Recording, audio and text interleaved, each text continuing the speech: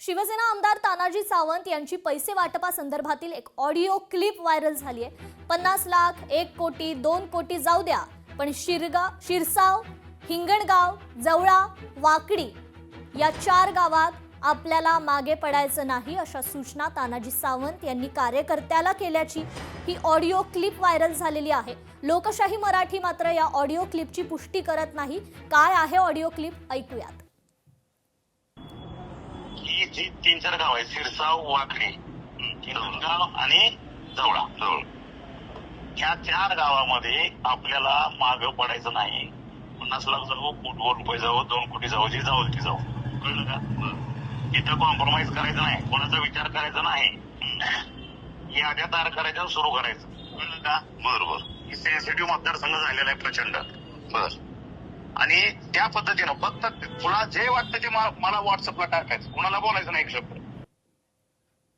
मोठी बातमी समोर येते। गडचिरोलीत माओवाद्यांचा मोठा कट उधळण्यात आलाय। 3 दिवसांच्या मोहिमेत 7 नक्षलवाद्यांना कंठस्नान घालण्यात आलेलं आहे। 3 दिवस हा गोळीबार सुरू होता। तर या ठिकाणी माओवाद्यांचा मोठा कट गडचिरोलीत उधळण्यात आलेला आहे। 3 दिवसांची ही मोहीम होती। या 3 दिवसाच्या मोहिमेत 7 नक्षलवाद्यांना कंठस्नान घालण्यात आले।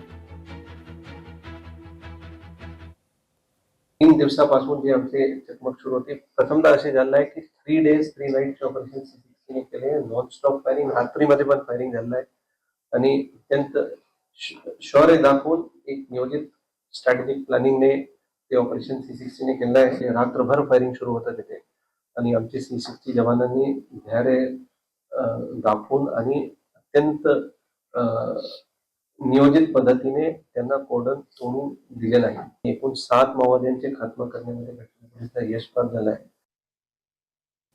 प्रवीण दरेकर यांनी शिवसेनेवर निशाणा साधलाय। शिवसेनेचे जिल्हा परिषद सदस्य निष्क्रिय आहेत, विकासासाठी त्यांनी काहीच केलं नाही, लोकांना बदल हवाय म्हणून राष्ट्रवादी आणि भाजप एकत्र आहे। रायगडात भाजपचा अध्यक्ष व्हायला अडचण नाही असं वक्तव्य प्रवीण दरेकरांनी केलंय। प्रस्थापित असणारी शिवसेना त्यांच्या विरोधात एक परिवर्तनाची लाट या ठिकाणी निर्माण झाली। विकासासाठी त्या ठिकाणी जिल्हा परिषदेच्या माध्यमातून निवडून गेलेल्या जिल्हा परिषद प्रतिनिधींनी काही केलं नाही सदस्यांनी, आणि त्याच्यामुळे लोकांना बदल हवा आहे। आणि मग बदल कोणाच्या रूपात हवा आहे, तर बदल त्या ठिकाणी भारतीय जनता पार्टी आज त्या ठिकाणी पहिल्यांदाच ग्राउंडवर जिल्हा परिषदेच्या निवडणुकीत उतरले या ठिकाणी, आणि त्याच्यामुळे लोकांना एक आकर्षण आहे।